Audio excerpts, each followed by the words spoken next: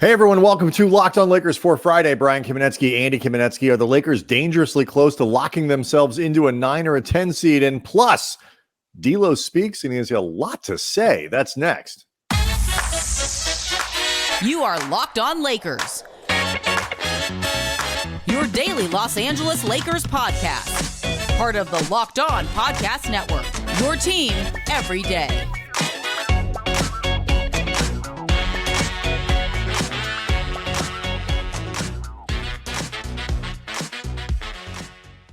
Thanks to everybody for making Locked On Lakers first listen of every day, Monday through Friday, no matter how or where you get your podcasts. It's always free, never behind a paywall, and Locked On Lakers on YouTube is where you can go hang out with over 23,000 subscribers to the program. Andy, most of them, I think, have seen or read or looked at the comments from D'Angelo Russell, which have to do with Darvin Ham, which have to do with leadership around the team, which have to do with a lot of stuff, including D'Angelo Russell.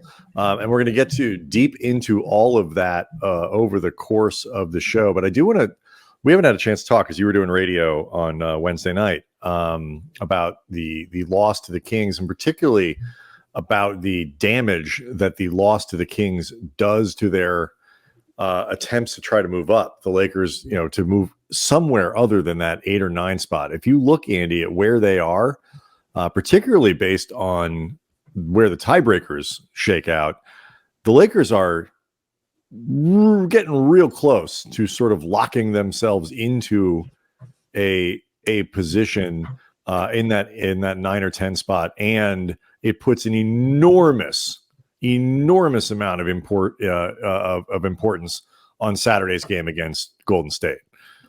The problem, as I see it right now, Brian, is it's not just the idea that the Lakers have potentially locked themselves into 9 or 10. It's that getting out of that requires other teams to unlock them. Like, we've reached a place now where it's not just enough for them to play extremely well. They need a lot of help from multiple teams ahead of them.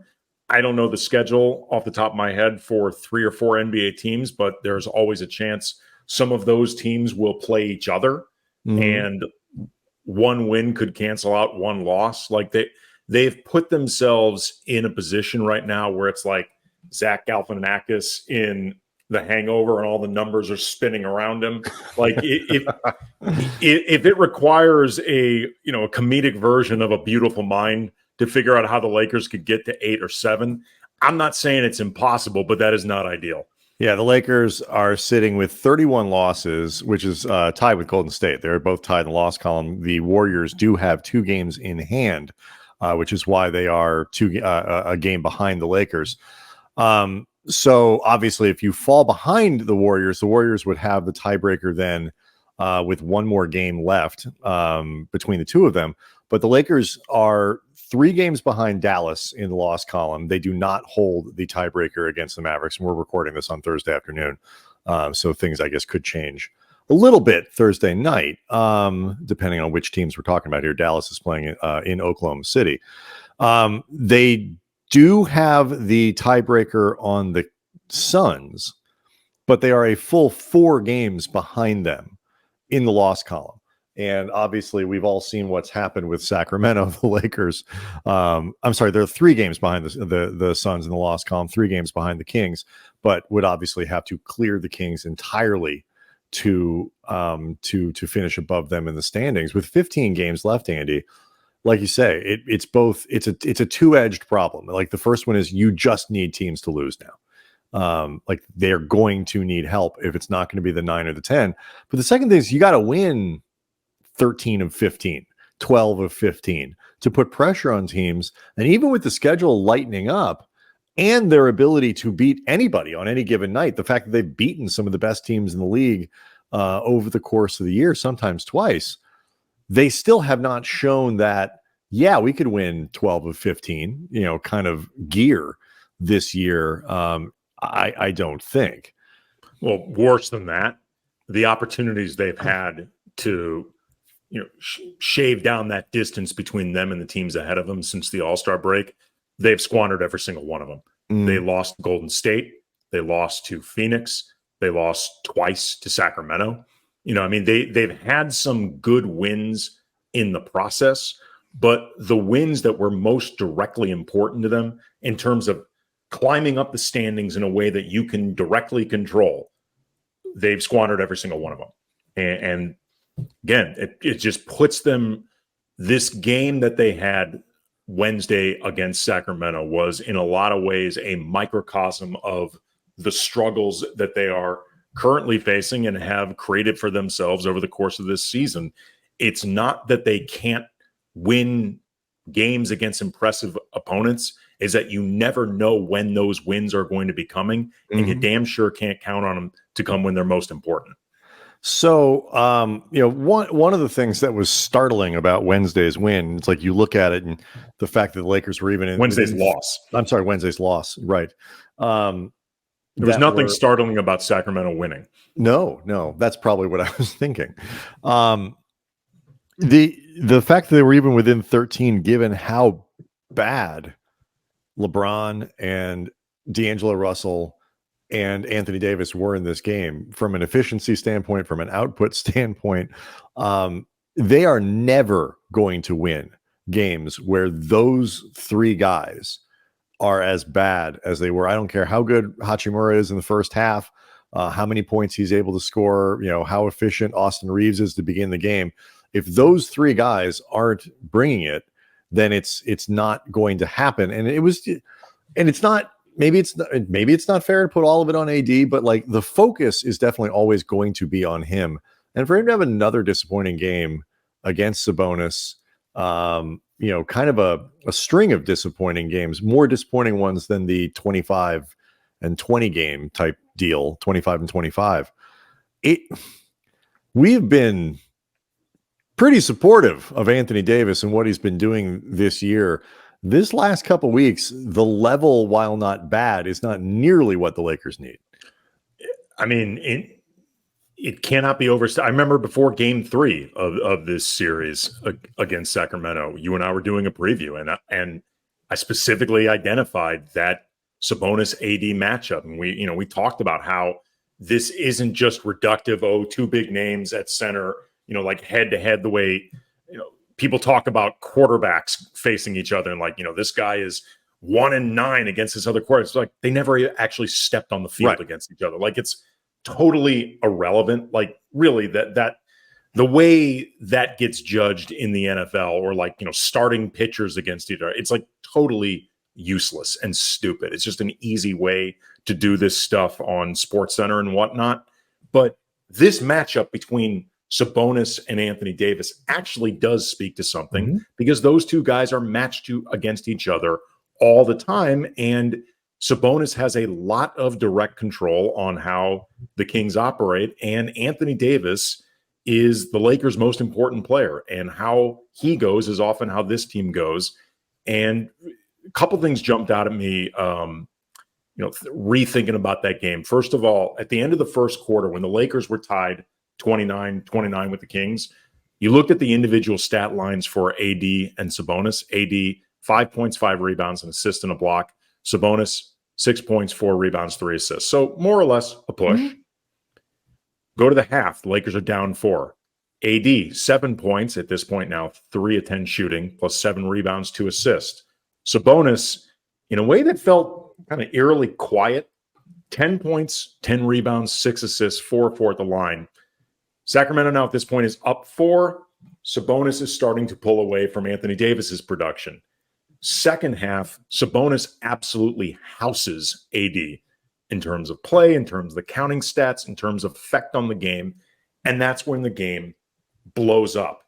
Obviously, that is not the only reason things fell apart for the Lakers, particularly the top of the third. That was disastrous, but it's a reason. And then there was a moment in the first half and a moment in the second half that felt like symbolic, emblematic of what went on in this game. In the first half, there was a sequence where Sabonis pushed AD off his spot to get an offensive rebound on a miss by Austin Reeves.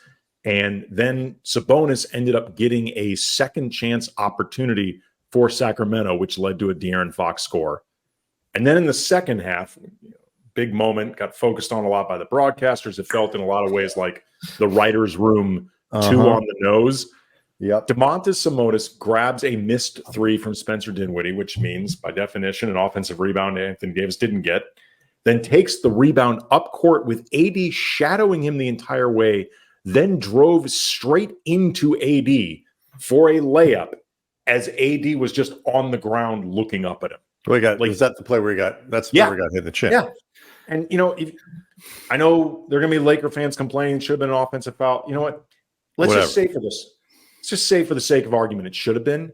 You know what AD didn't do at any point after that game? Give it right back to Sabonis. Like, at some point, it's like, you got to say enough. Yeah. Like, enough. Like, there I'm not is saying throw cheap shots, but you got to match that physicality. And there is a disparity here when we talk about Anthony Davis and why this conversation matters so much. Throw a couple numbers at you about this, and then we'll get into some D'Lo stuff as well before the end of the show. We'll do it all next.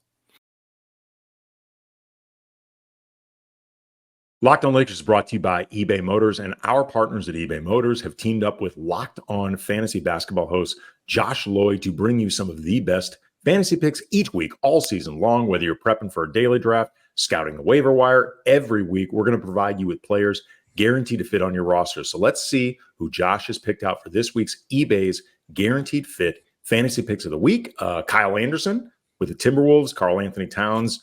Not sure when he's going to be back, but it's no time soon. That means Kyle Anderson gets a bigger role, could be starting some games. And Kelly Olynyk, he is, for the time being, going to be the Raptors starting center, and he is somebody that can be kind of like a poor man's Lamar Odom, get you a little bit of stats in a lot of different places. Josh Lloyd from Locked On Fantasy Basketball is going to help you win your fantasy championship, and eBay Motors knows a championship team is about each player being the perfect fit. Same thing with your vehicle. There is nothing worse than having your car break down in real time. You're stranded, you're panicking, you don't know what to do. It's happened to me before, and had I have just used eBay Motors back then, it was an option, I wouldn't have suffered through that. With over 122 million parts for your number one ride or die, you can make sure your ride stays running smoothly. They got brake kits, LED headlights, whatever your baby needs, eBay Motors has it. And with the eBay Guaranteed Fit, it's guaranteed to fit your ride the first time, every time, or your money back. So keep your ride or die alive at ebaymotors.com.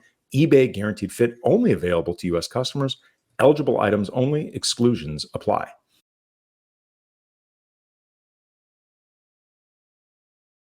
All right. So when the issue with Anthony Davis is not that he's played poorly in all of these games. It's or that he hasn't had decent production or whatever. He's obviously been outplayed over the last couple of weeks in some really important moments. He's also had moments where he dominated. But the bigger point is the Lakers, for all their potential to beat teams and look good, at least in small bursts, for the star power of LeBron and AD, they are very dependent, and their success is very dependent on a certain version of Anthony Davis. And it's the one that we were talking about throughout much of the season as a guy who would be an MVP candidate, Andy, if the Lakers had a better record. And that version of AD, the first team All-NBA caliber, whether he makes it or not, there are a lot of good players, but playing at that caliber, that's the Anthony Davis the Lakers have to have. Yeah, he's been much more up and down since the All-Star break. You wonder if maybe the effect of playing this many games on both sides of the ball that hard has starting to catch up with him a bit, like physically, if he's fatigued. But yeah, that burden is on him, and the timing could not have been worse in a game where LeBron struggled pretty mightily. He said he was dealing with a cold after the game, like the ankle on top of the cold. Maybe that's all it was, but this was a game where honestly LeBron looked old. Like he looked like a guy who was 39 years old, 21 seasons in, a few thunder dunks notwithstanding. I thought he looked slow on both sides of the ball, non-reactive, particularly defensively on both sides of the ball. This was a game where he's been ramping up a lot in this post-All-Star break period, but his defense was often atrocious against the Kings. And then you throw in an absolute no-show from D'Angelo Russell, and the timing for D'Lo in particular. Oh my God. On the heels of this piece from our buddy Dave McMenamin over at ESPN, really good piece. If people have not read it, we'll put it in the show notes. It's definitely beyond provocative. It's just a really well-written piece. Provocative because of things D'Lo said, not McMenamin's writing. But I had tweeted out at Cam Brothers in sharing Dave's piece that like D'Lo very clearly had put a target on himself talking this audaciously, for say the playoffs, because by definition, you cannot talk as boldly as D'Lo did. And we'll get into some of the details of what he said this brazenly, with people still remembering that flame out against the Nuggets in the Western Conference Finals. You are putting a target on yourself. What I did not expect is we would reach that target on your back moment within 12 hours of the piece coming out. I mean, it was remarkable how quick someone might have wanted to go up to D'Lo and said, would you care to elaborate on some of these comments about how great you're playing? Which doesn't erase, by the way, how great D'Lo right. I mean, he's played very well, and he had a bad game, and we'll see what happens on Saturday. Like he needs to come back and bounce back in a big way on Saturday. But he needs like an 8x5 game, right? Inventing categories, but like it's one of these things. Like you go through what he said, and I like that he was willing to be honest, even if some of it is a weird combination of both self-aware and not self-aware. You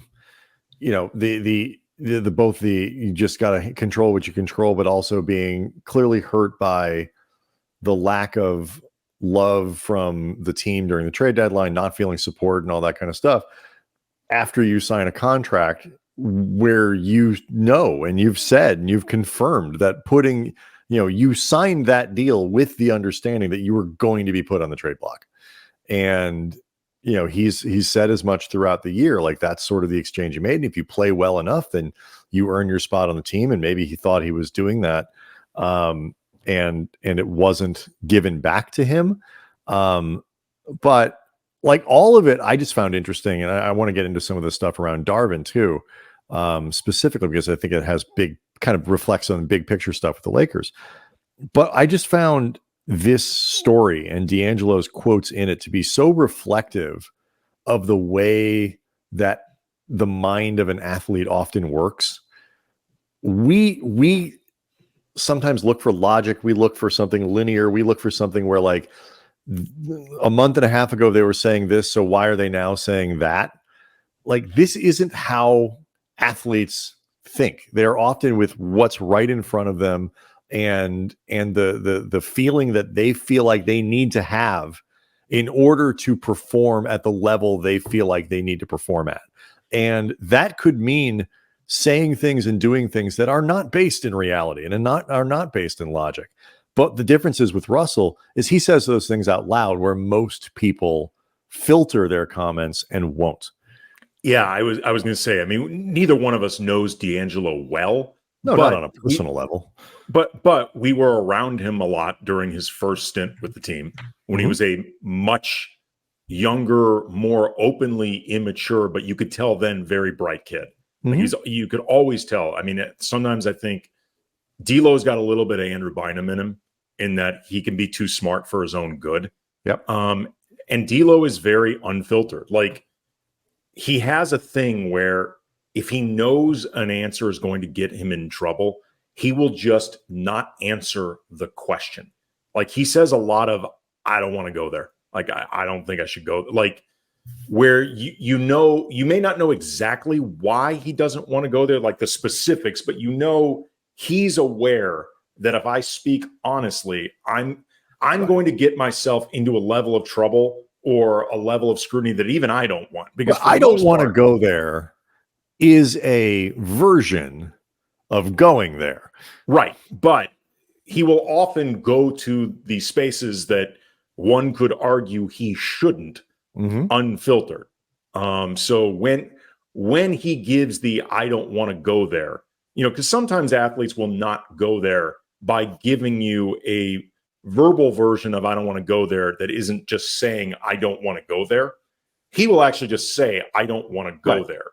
So it speaks to, I think, if nothing else, his awareness of how, I don't know, blunt he sometimes can be if he doesn't watch himself. Let's talk a little bit more about this, because there are a couple aspects, both of what sort of why I think the reaction to this story was as strong as it was, but then also too his comments about Darvin Ham and not feeling supported. You go back to the Denver series where he felt like he had no conversations with Darvin. He was scapegoated, he felt, by sort of the team and the fans and the media, and he also felt like he couldn't approach Darvin because Darvin had a very tight and special relationship with Dennis Schroeder, who also did not play very well in that series. It should be noted. Better than D'Lo, but low bar to clear. But anyway, those comments got a lot of people talking about Darvin as well and his role around the team. And it got me thinking about a couple other things as well. So let's get to all that next. Locked On Lakers is brought to you by Stitch Fix. And with Stitch Fix, you get a stylist who understands your look, your size, your budget, your ethos. They do all the shopping for you. It's the easiest way to update some on-trend favorites for your order of this season. And I can just give my stylist over at Stitch Fix my size, the aesthetic I want, budget preferences. I order boxes of what I want, how I want it, when I want it. There's no subscription required. And they send me 5 just for me pieces, outfit recommendations, pro styling advice, whatever works. I keep it. Otherwise, send it back and, get something new. My stylist always finds perfect pieces. The fit is on point. It's like they have Style ESP. I don't know how they do it. It's like witchcraft or sorcery. Shopping can be a hassle, but they save me time and effort. And you get outfits that make you look good and feel good. And if you don't love something, again, just send it back. Shipping, returns, exchanges, they're always free. And you can get style that makes you feel as good as you look. So stitchfix.com/lockedon. That's where you get started. Stitchfix.com/lockedon. Stitchfix.com/lockedon. So, I mean, Andy, one of the obvious reasons that a story like this where D'Angelo Russell basically, he in there talks about himself as a, intellectual, not just a good player, but an intellectual player, a floor leader, a guy who sees things on the floor and deserves to be thought better of than he is, and he believes, is that he is such a polarizing player. I tend to think, what's funny, really quick, because you and I both described him that way a lot, and you and I have been pretty open proponents of D'Lo. We both said we find him at minimum a very fascinating player to cover. Mm-hmm. But someone pointed out to me that polarizing isn't really the right word when it's basically 95-5. Yeah, and I don't know, maybe I look at it, I've tried sort of going back to Lamar Odom, but certainly with Pau Gasol and all these other players who are not the elitist of the elite. Like you can criticize Anthony Davis in certain ways, or LeBron, or Giannis, or Jokic for slipping from a level that is ultra elite to something that is slightly less. Again, first team versus third team makes a huge difference for the Lakers' fortunes. I think that the tendency is always for guys like Russell, who are in that in between, where they are very good. He's clearly a good player, and he's going to play for another 5, 6, 7 years if he wants, especially since his game's not really predicated on athleticism. You can choose either to, I think, focus very tightly on what he doesn't do, or try to at least give the right amount of space to the things that he does.